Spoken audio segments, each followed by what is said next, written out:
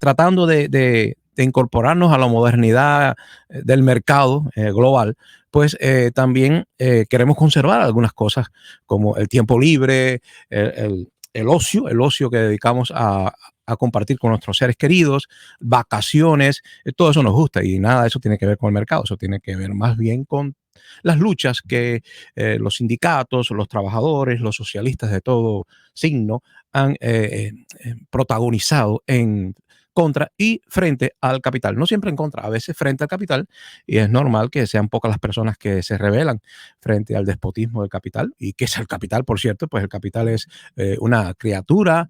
El capital no es el dinero, ¿eh? El capital, y de ahí viene la palabra capitalismo, si no se llamaría el sistema dinerismo, ¿no? De dinero viene dinerismo o monetarismo, pero no. Se llama capitalismo porque se deriva de capital, no de dinero, que es otra cosa. Precio es una cosa y valor es otra.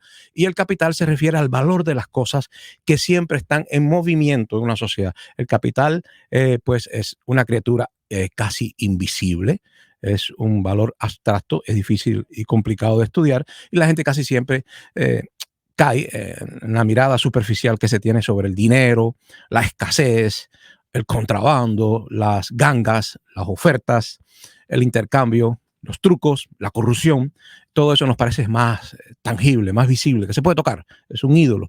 Pero el capital, más que un ídolo, es un fetiche. Es un fetiche y es primordial entender cómo se mueve y saber de que por lo menos existe básico, un capital constante, que es el de la máquina, o incluso el del serrucho, más humilde y más entendible, la madera que vas a usar para la mesa, los clavos y el pegolín. Ese es el material, vamos a decir el capital, mejor dicho, el capital fijo y fácil de medir, ¿no? El otro capital, que es el más complicado y el que produce mayor riqueza si logras explotarlo como capitalista abusador o menos abusador como capitalista emprendedor, es el capital humano que se llama variable. El humano es variable, el precio de las cosas, sobre todo las materias primas, se le llama capital fijo constante y el humano es el variable. Lo que pasa es que en una sociedad en la medida que nos desarrollamos, y ahora voy a los gremios, una sociedad en la medida que nos desarrollamos, pues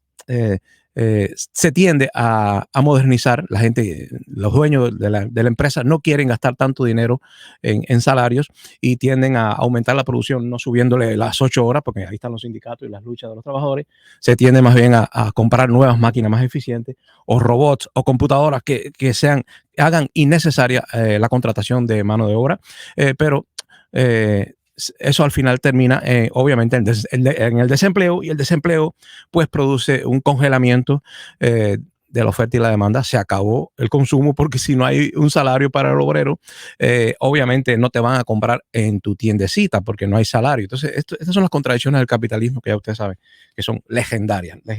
Pero yo voy a la familia a la familia gremial, porque se parece a esto de las licencias que se le daban en Cuba a los cubanos para hacer pequeños, humildes negocios, no en energía o en minas, en cosas estratégicas para el Estado cubano, no se permite la inversión privada, pero cada vez más se dan licencias. Y al principio parecían licencias gremiales como las que daba la monarquía española, ¿no? Pero finalmente ya se permite hasta 100 trabajadores, que yo sepa, si no me equivoco, puedes emplear 100 trabajadores a los cuales le vas a pagar un salario, o sea, de los cuales piensas extraer un beneficio, lo vas a poner a trabajar o más de 8 horas o muy intensamente, pero se supone que de la plusvalía vas a tener dinero para seguir creciendo o al menos para sostener las máquinas, porque las máquinas que vas a tener en tu empresa tarde o temprano se van a estropear. Esto hablando de pequeña empresa mini industrial, una pequeña industria, qué sé yo, haciendo zapatos o algo, es unas máquinas de coser, una cortadora de telas, pero que necesita mano de obra, esfuerzo humano. Ahora, el negocio, que yo sepa, más rentable en este momento de transición de la economía cubana es el negocio del paladar. ¿Y qué pasa con el paladar? Que el paladar tiene dos elementos de la sociedad capitalista. Tiene la parte industrial, la parte que coge un producto y lo transforma en una materia prima, un arroz y unos boniatos, lo transforma y lo convierte en un plato más caro que lo que costó adquirirlo en el mercado agropecuario. Hay una transformación con la cocina que viene siendo así como el medio privado de producción producción, la cocina, con un horno muy moderno que te hace tantas pizzas por hora, pues esa es la maquinaria que toma el producto, la materia prima y la transforma. Eso es industrial, esa es una faceta industrial. Pero la otra, la que tiene a unos empleados casi siempre jóvenes, casi siempre simpáticos, que atienden al público, que por un momento ese público, ese cliente se siente como un aristócrata que tiene personas que le sirven, y hay cierto placer por ahí. Eso ya en la esfera psicológica se pudiera estudiar, se pudiera estudiar antropológicamente por qué nos gusta a veces, aunque la comida tenga menos calidad, pues que la sirva otra y que nos ponga un ritual en la mesa, ¿no? Y salir y arreglarse y echarse perfume para ir a que una persona le sirva a uno, es un aspecto psicológico que sí le añade valor. Hay un valor añadido, por eso que se aprecia más ese potaje que te sirven al potaje que haces en tu casa, en cuanto a vida social, quiero decir. Ahora, ¿por qué le hablo del paladar? Porque es el más exitoso en un tiempo de transición donde todavía no es fuerte la mini empresa, la pequeña empresa industrial cubana, sino que se combinan dos formas de ganancia, dos formas de lucrar, porque la empresa se hace para lucrar, obviamente.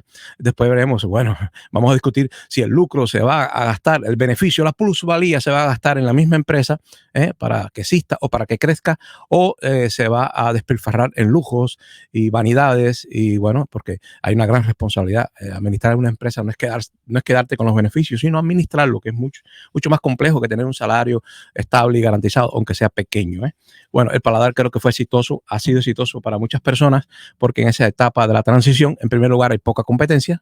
En la medida que hay más paladares, más complicada la competencia. Pero sobre todo porque combina dos formas: la industrial, donde se procesa en la cocina detrás, que eso no se ve, se procesa, se hace una metamorfosis, ¿no? de la vianda, que se convierte en plato sofisticado. Y por otra parte está el servicio humano, porque no podemos confundir. Una cosa es la industria y otra cosa son los servicios. Los servicios son una cosa, la industria es otra. Y de exportaciones ni hablemos, porque eso es más adelante y no tengo buenas noticias. Si tenemos en cuenta, por ejemplo, un país como Colombia, que se nos parece culturalmente un poco y que está en el Caribe, también comparte con el Pacífico una costa. Colombia, en Colombia se habla español, en Colombia existe el capitalismo, y en Colombia, por ejemplo, el 40% del PIB nacional viene de la pequeña empresa, pequeñita y mediana empresa. De allí viene el 40% del PIB. Ellos tienen 17 millones de personas involucradas en esto, que es prácticamente la base del tejido empresarial de Colombia. Estamos hablando de un 90 y pico por ciento, creo que 95, 96% del tejido empresarial colombiano son pequeñitas empresas. Ahora, hay una mala noticia con las exportaciones, y Cuba desea exportar. Colombia, de estas micros, de estas pequeñas y medianas empresas, solo el 10% logra colocar sus productos fuera del país. Estoy hablando de los productos industriales. Los servicios es muy difícil a larga distancia, solo estos servicios de telefonía y eso, subcontratados por Amazon, por las grandes multinacionales de servicios. Pero en Colombia solo el 10% se logra exportar. Y el otro problema muy serio es que a la pequeña empresa nadie le quiere prestar, porque los bancos mercantiles, en el caso de una sociedad capitalista como Colombia, no la de Cuba, los bancos mercantiles oponen un interés muy alto, o simplemente se niegan a prestarle a un señor que dice que va a producir maravillas y que las va a vender todas. Lo que pasa es que el banquero, que se pudiera decir que es uno de los entidades más parasitarias que existe, pero que adelanta y le da fuerza a una iniciativa privada, logra que sea a mayor tiempo. Bueno, no es fácil esperar que una familia coja sus ahorros de 10 años para hacer una aventura. El banquero te puede adelantar ese tiempo, y el tiempo es muy importante para el ser humano, porque el ser humano es mortal. Entonces los banqueros sí ofrecen un servicio, son de cierta medida parásitos que necesitamos. Recuerden que en el intestino nuestro hay bacterias que son parásitos pero que son nuestros socios. Entonces el banquero puede ser algo así como un parásito necesario, porque adelanta, le da el dinero que el ahorro demoraría muchísimos años en acumular.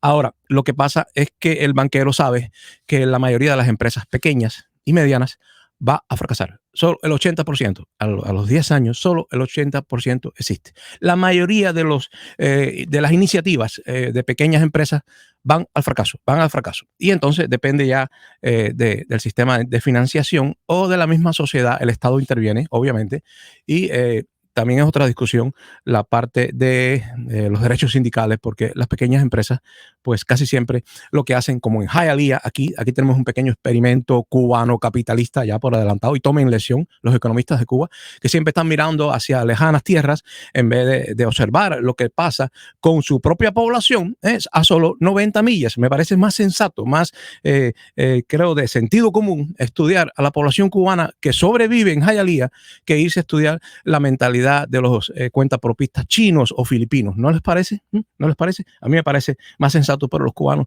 a veces tenemos ese defecto de ser admiradores de lo lejano y despreciadores de lo cercano. Aquí en Hialeah, a 90 millas, tenemos la ciudad que en Estados Unidos tiene una mayor cantidad de empresas pequeñas administradas por familiares. ¿Qué les parece?